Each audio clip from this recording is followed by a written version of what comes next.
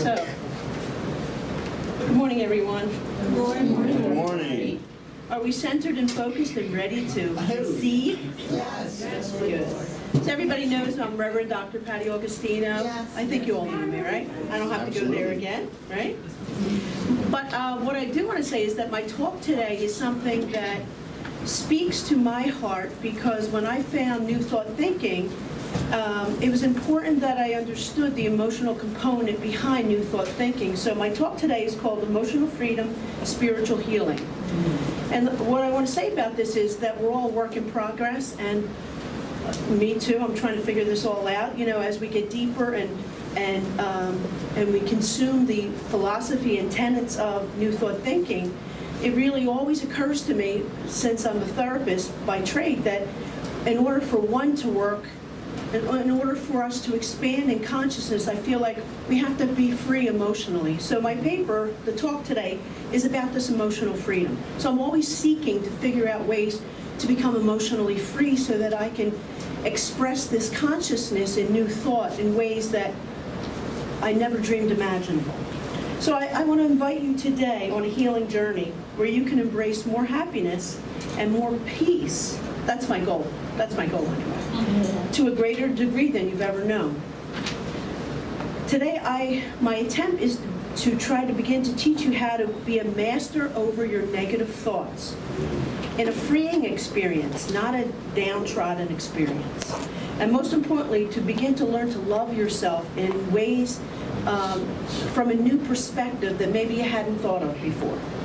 So within each and every one of you, you possess the ability to achieve emotional freedom.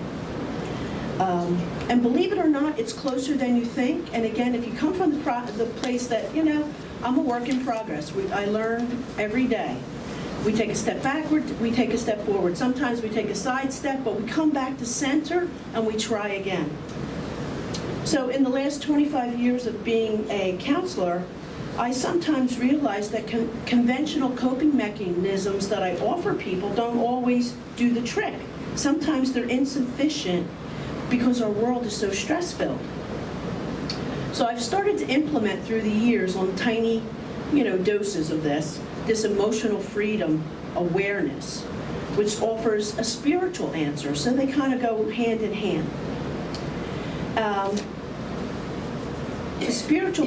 The spiritual piece is what I'm hoping to help you take back your happiness and to awaken your heart in a profound way, because it becomes profound when you start to study this and do this.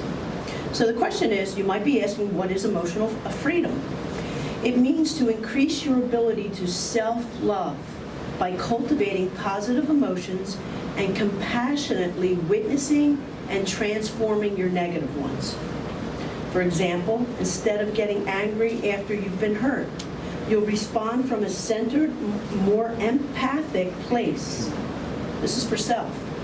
Learning to work with negative emotions rather than collapsing into them helps you grow spiritually, and it helps you to rise above what is still small in you. So when we use that expression, what's still small is in us, it's the thing that hasn't expanded itself yet in consciousness. It's still, some might call it the inner child, others might call it something that hasn't evolved yet in you.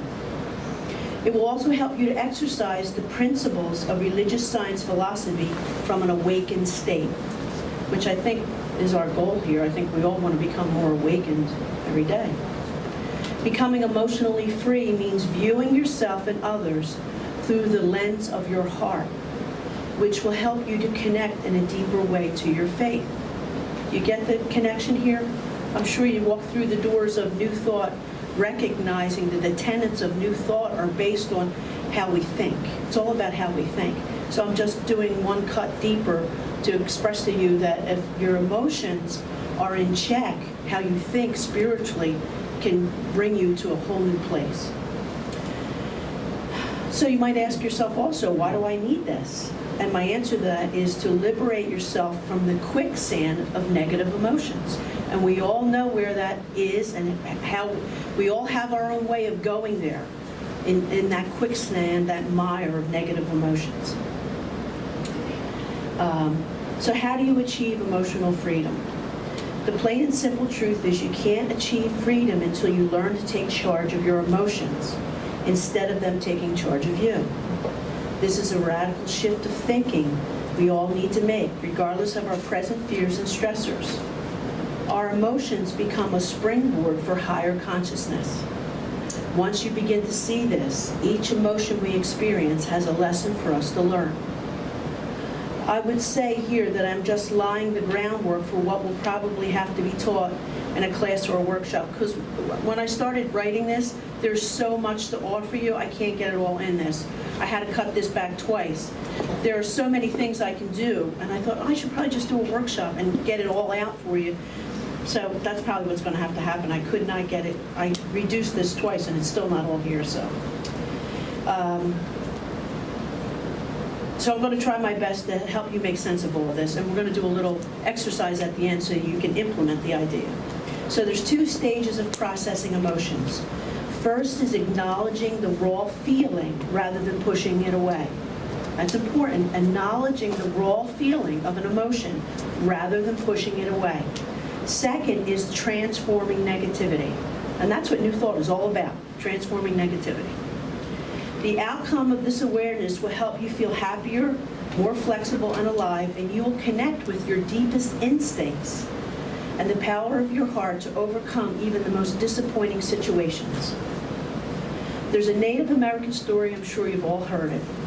It helps to speak on this topic of emotional freedom. A chief is talking to his tribe about two dogs inside his one mind. One is a black dog that is good and courageous.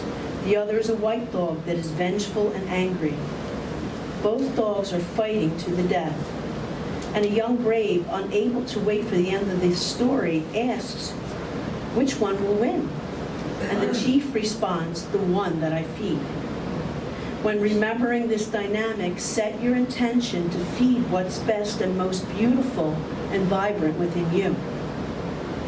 Emotional freedom is a lifelong guide to release you from heartbreak, every loss and every gain. How you have transported yourself through this life lesson determines how free you can be. It's all about how you see this. I want you to begin to see your emotions in a non-ordinary way, as vehicles for transportation, rather than simply as vehicles that make you happy or miserable. Expect your emotions to test your heart. That's exactly the point. And the truth is, most of us don't want to deal with our emotions, but I think New Thought thinking lends itself to this. I don't know how you don't do this and learn about New Thought thinking. I mean, you do, but I think this is a deeper cut. What we all go through has a greater purpose. Let me say that again. What we all go through has a greater purpose. The importance of emotional freedom is for the love in us to evolve. To make this a reality, you have to see each event of your life, uplifting or hurtful, as a chance to grow stronger, smarter, and more loving. And just so you know, the Latin meaning of the word emotion is to move. It's that movement. Emotion is to move, not to stay stuck. And then here's where many of us hit a wall. We're ashamed of feeling afraid or feeling inadequate or lonely, as if we had failed or done something wrong. None of these conclusions are true. It's a misguided expectation that we're supposed to be serene all the time. And I think Reverend Margaret is a great example of that. She's really real, and she tells you, how life really is. So I think that's important for all of us to know that life is life, and that we're supposed to, face our emotions through it. As you look into yourself, this is a fail-proof formula for liberation. As you look into yourself, this is a formula for liberation. Dare to keep expanding your heart, even if you've been justifiably wounded by pain. The effort is never wasted. As you do, resist selling out by becoming cynical or shutting down, which is, it's a great defense mechanism too. We shut down or we divert. No matter what you've experienced, there is always hope for change and healing. It really is a miracle within reach. I believe that emotional freedom lends itself easily to the science of mind principles. And if we do a quick review of religious science philosophy, we can see how the two theories complement each other. And so I thought it was important here to add that, let me just give you a little background of New Thought thinking. In this country, when the New Thought movement originated, it began with the teachings of Phineas Quimby, who died in 1866. Through his process of thought, he came to believe that mind is matter in solution and mind is matter in form. That was the beginning of his understanding of New Thought.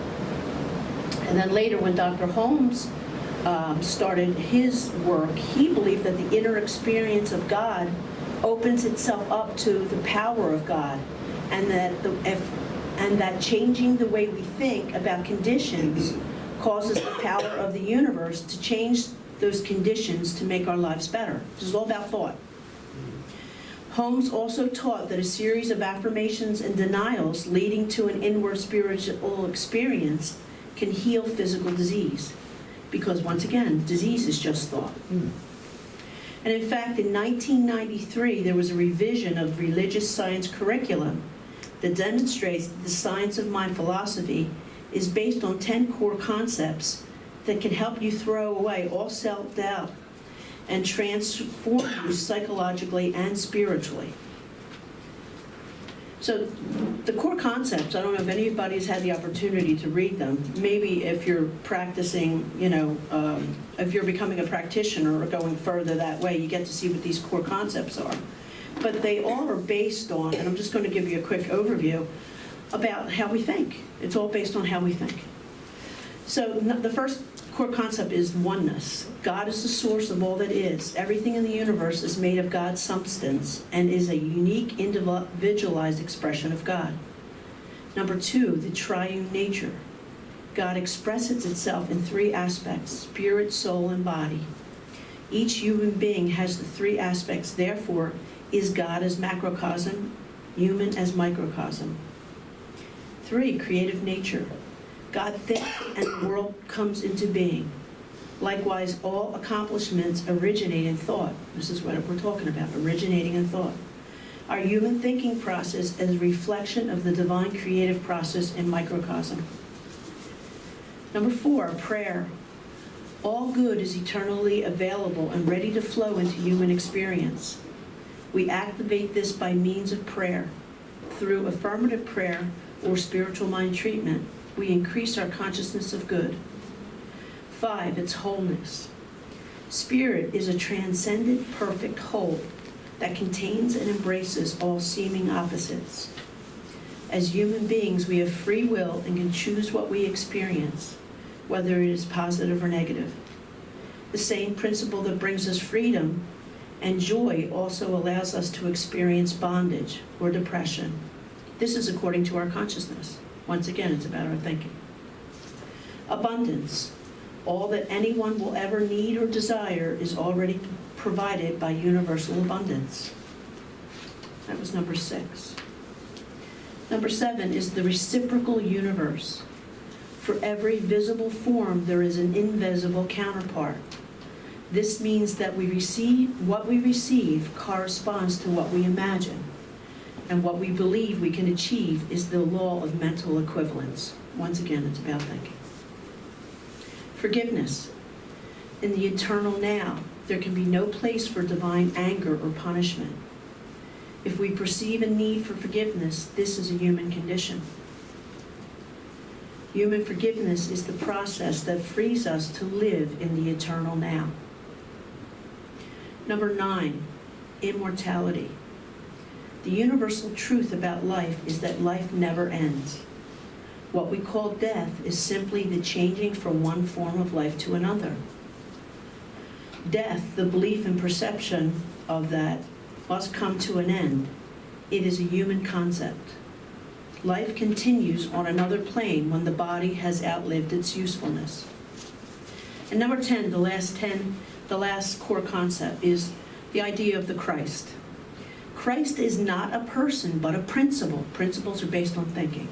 A universal presence of God that is present in all creation. This is the concept of the cosmic Christ that is present within each person. Each person partakes of the Christ nature to the degree that he or she recognizes the Christ within. Jesus was an individual who revealed the Christ nature to the highest degree. It's a great example of understanding that. So in hearing these core concepts, I want you to conceptualize your emotions and your faith in spiritual terms. View each one as a trusted guide whose purpose is to enlarge your heart. If this is too heady, I'm sorry. I tried to make it, I don't know if it's coming off the way I hope it would. But in fact, let me just give you an example of this. Dr. Andrew Newberg, who's a radiologist from the University of Penn, he scanned the brains of meditating monks and nuns that were in prayer and used affirmative thinking. And he found that in states of spiritual communion and in faith, in that place of knowing, he found that there was distinct changes in their brain. Most significantly, the part that orients you to time and space, that defines you, your usual identity, it was inhibited. It wasn't there in the scans. It had shifted. So this proves to be a big deal because it unlocks the doors of our perceptions of self and allows us to experience this oneness with God in a way that is quantifiable. It's right there. You can see that what you think is actually being determined in a scan. So if you change the way you think, we can actually see that, which is, to me, like a miracle in itself. It's amazing. So what does this have to do with emotional freedom? It gives us scientific evidence that spiritually can transport your brain to where it wouldn't normally go. But it also is embracing the spiritual side, which will give you the edge you need to combat negativity and touch the joy that can sometimes be hidden in your hearts. So you can have an emotion and not even know that you're feeling that emotion. And emotional freedom is about recognizing the emotion, feeling it, noticing it. There's nothing to do about it, just recognizing it for what it is. So I was going to do a little, David, if you wouldn't mind, I wanted to do a little heart-centered meditation. It's crucial to emotional freedom because it shifts you from negative talk about yourself into this place of compassion for self, into this centering meditation. It activates your heart and turns the tables of negative feeling. So let's just take a nice deep breath into our seats and relax.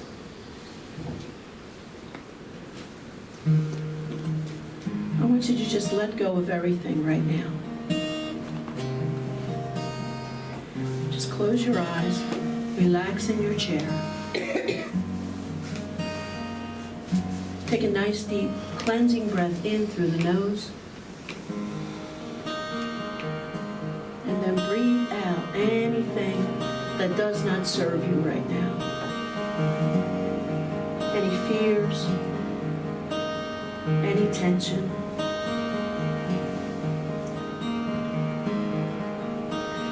And just notice if you have any negative thoughts. Just noticing. It's all good. And your brain might be going a mile a minute with negative thoughts.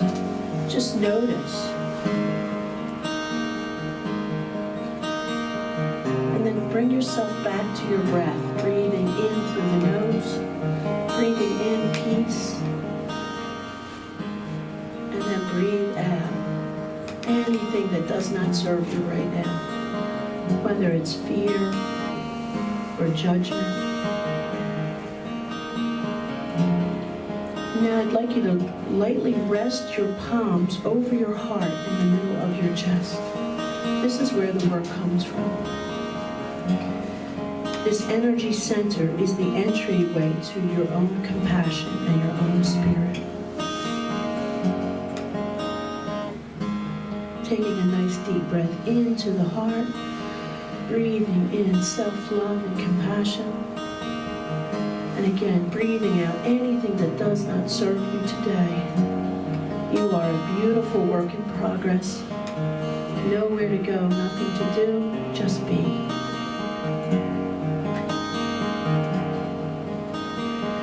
And in this relaxed state, I want you to inwardly request to connect with a higher power. This is a higher power of your making, a force greater than yourself, a force that links you to love. Connecting with this power. This power can be God. It can be the sky. This power can be whatever speaks to your heart, whatever speaks to your soul.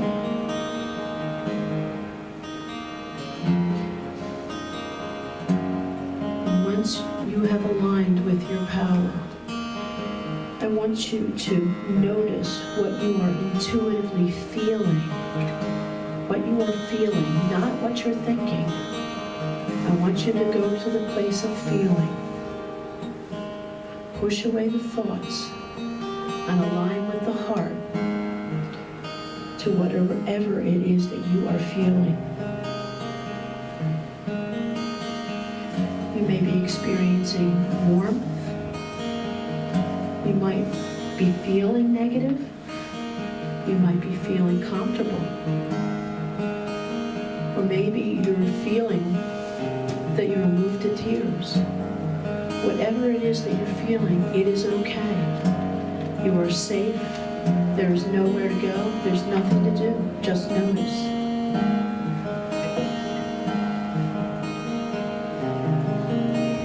When we connect with this higher source, it's easy sometimes to feel this spirit within you. This spirit that is alive and willing and ready to serve you. And when we come from this home base, you can better sense it everywhere. Stay aware of your heart right now as you breathe into it more and more. Breathing in and infusing yourself with self-love and compassion. Breathing in love. Breathing out anything that does not serve you. Being aware of anything that feels like negativity. It's just there, nothing to do. Just coming closer to your soul. If your negative talk still keeps going on, keep your compassion flowing. Keep your self-love going. The spiritual meaning of doing this is learning to have mercy on yourself from any perceived place of lack. Having mercy. To know that you are enough just as you are. To know that you are perfect, whole, and complete just as you are. Let the freedom of compassion flood your body and nurture you. You are at home base right now, this place of love. From this place, all things are possible. Let the freedom of compassion flood through your body and nurture you.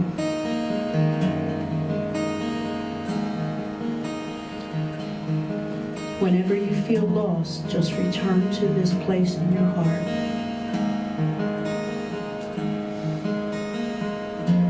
Again, it's always about what we are intuitively feeling, not thinking.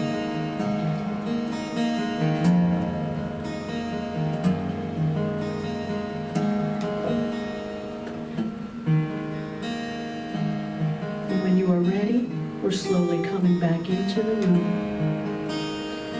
You can put down your hands now, relax them, wiggle your fingers, stretch your legs, open your eyes. Know you are better for this exercise, that your soul is connected, that you are grounded, that you just gave your mind, body, and soul a treat. You connected with your source. Knowing that you've just gotten in touch with feelings and nothing killed you. You survived it. You noticed them? You noticed them, right? And you just took a few more steps closer to emotional freedom. You just went through an exercise. Everybody with me? And so it is. So it is. So it is.